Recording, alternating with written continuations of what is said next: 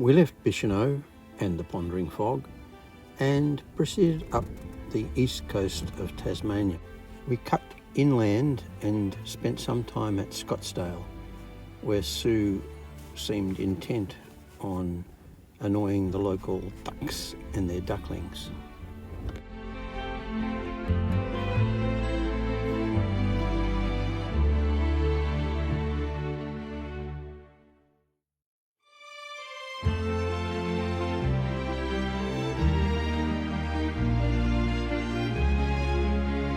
We're in Deloraine and we've stopped at the Cruisin' 50s Diner, collectibles and memorabilia, for coffee this morning. And they've got all this topiary stuff out the front. Not sure who keeps it, but you know, it's kept very nice. And over here we have the teapot. We'll go and have a look inside and see whether it really is old 50s diner.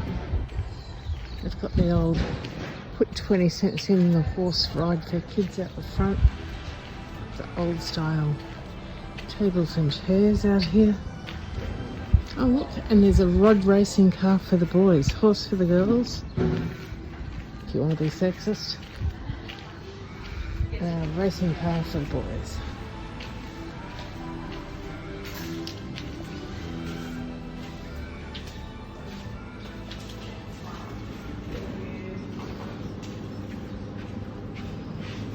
Oh look, we've got Betty Boot. I've got all the signs. Have a nice day.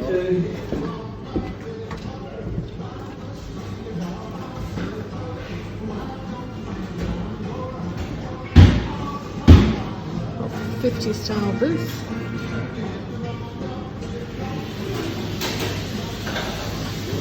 It's worth a look having some in here.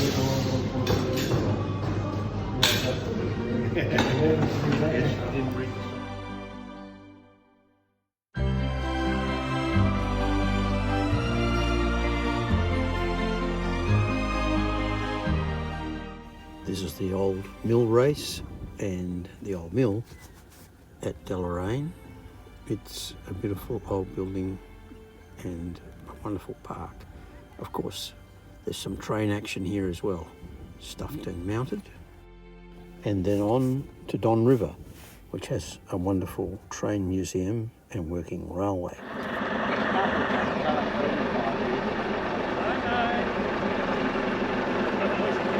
You'll have to wait until the next video so that we can give them enough attention. We headed south down the Wilmot Valley towards Cradle Mountain. The views of the mountain in the distance and the beautiful rural scenery just smacks of Tasmania and its Central Highlands.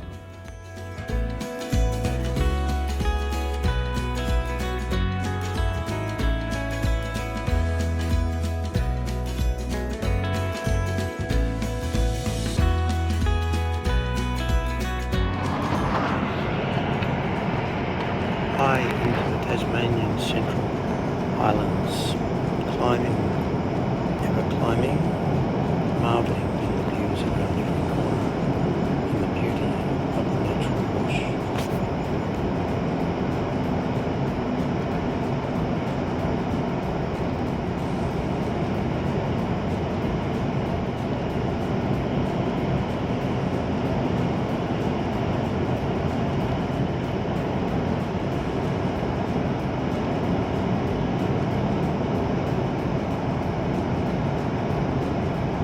Get higher up a little further. I don't know.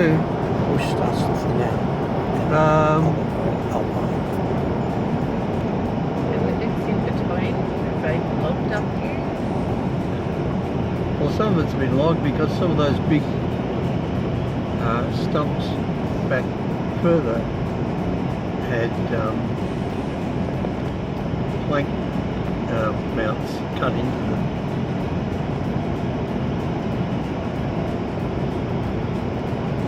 So they're obviously cut by axe. It's pretty early sort of harvested a long time ago. Rocky Ridge straight ahead up there. Yeah.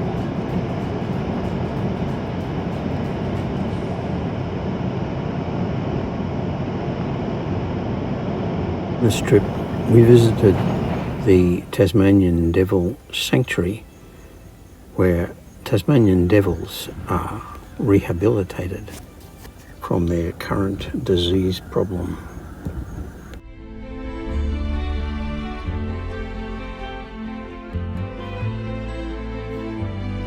We've done a dietary survey on this guy. When you do dietary surveys of an animal, what you have to do is get some very, very brave students and generally sift through an animal's poo and find the DNA in that poo. However, people are smart. They always come up with brand new ideas. Just how we can take a hair sample of a human, understand what they're taking, what they're eating. You can take a hair sample of a devil, one of those massive, beautiful whiskers, stores 9 months. So you look at them, and we can figure out what devils are eating. What they actually know is that devils can generalise, but some specialise. Some will steer towards wallaby, some will steer towards possum, some will steer towards haymar. But what we also know is that devils are eating a lot more varied diet than we give them credit for. Scavengers are not hunters.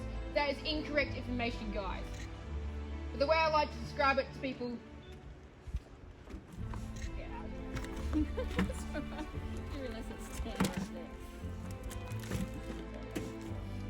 The way I like to describe it to people is imagine you're a devil for a second. What's easier, hunting or eating an animal that's already dead? If you imagine this is happening out in the wild, it's an older devil, their teeth might break. And if they break, they're in a lot of trouble out in the wild. But in captivity, they're in an old folks' home, everyone's on the same page, and we can mash up their food if we need to.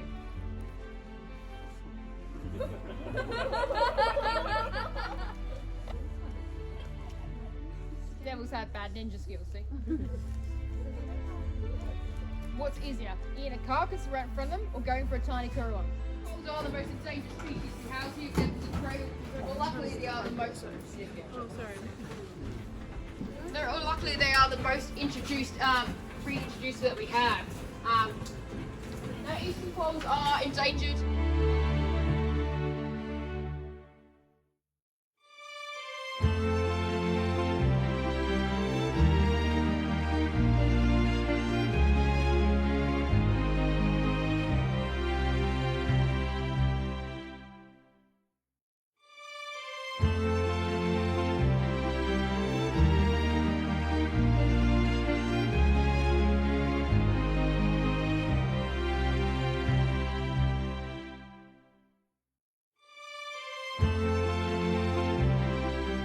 Stanley is a tourist destination and the main fishing port on the northwest coast of Tasmania.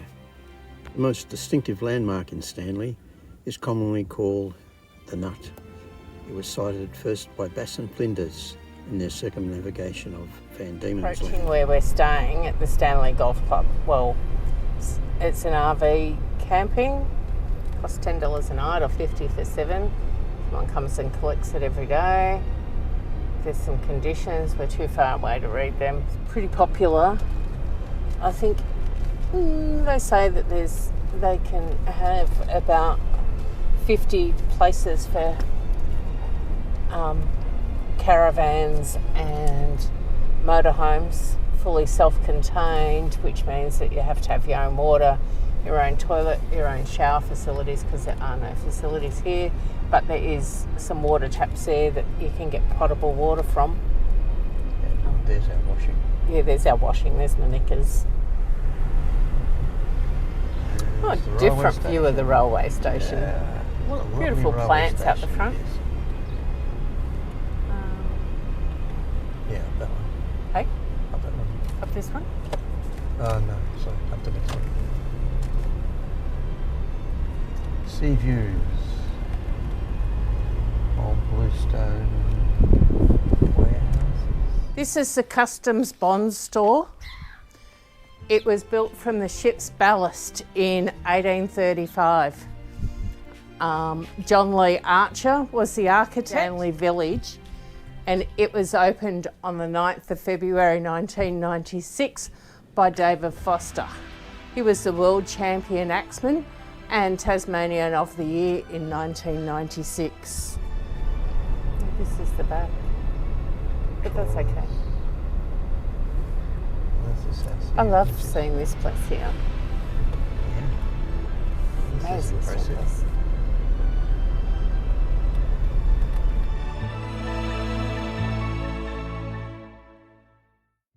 Presumably it's been converted out of an old warehouse. Lock up. Yeah. Totally.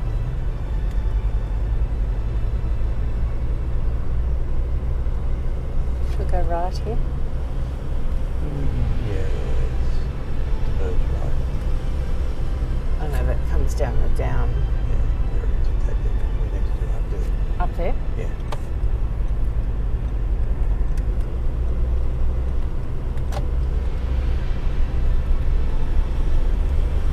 Play again.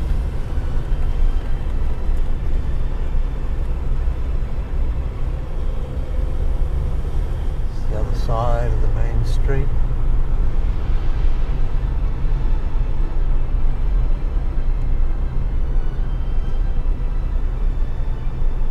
Old style red phone box. Yeah.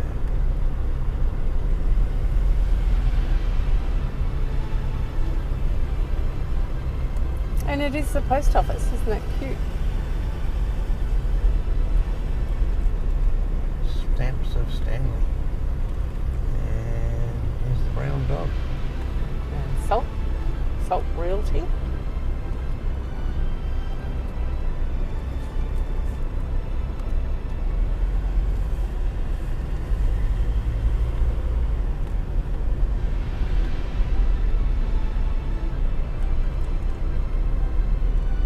The Good Shepherd Pharmacy. The Stanley Hotel. Which is a fairly impressive pub. I think so anyway. Established 1847, there you go. Yep.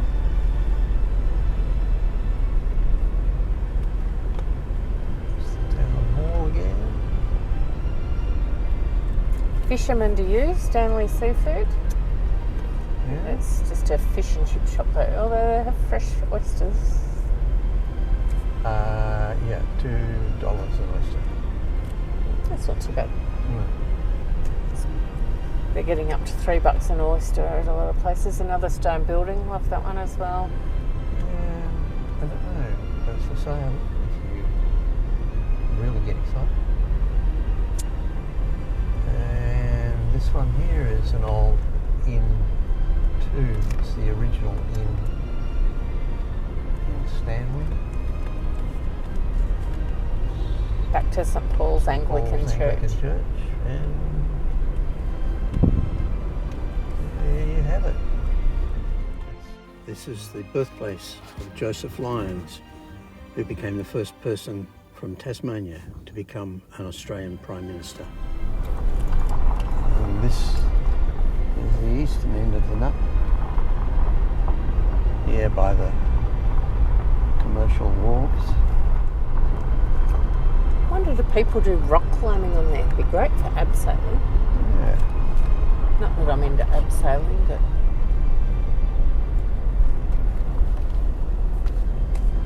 I'll just swing around and show you the wharves from this end. And the views just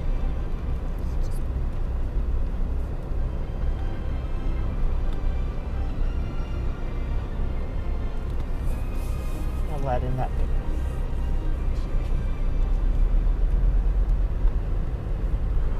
Get in a nut. And here it is, the famous Stanley Nut, rising above the town. Oh, what's this little round circle thing down here? It's like a lighthouse, but too small.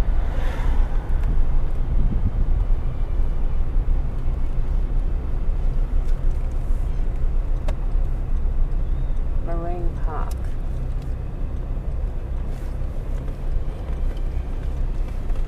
A nut from the western end. And presumably somebody once thought it would be a really good place for the deceased to view The nut. and the sea. Get the best of both worlds. Well preserved.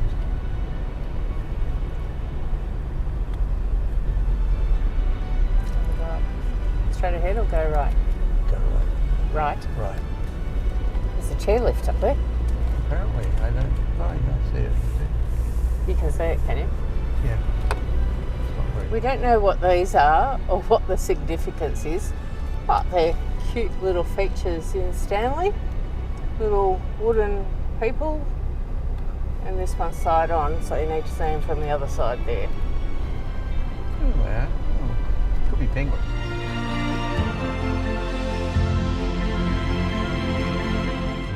Topped by the giant crayfish is Hershey Seafoods.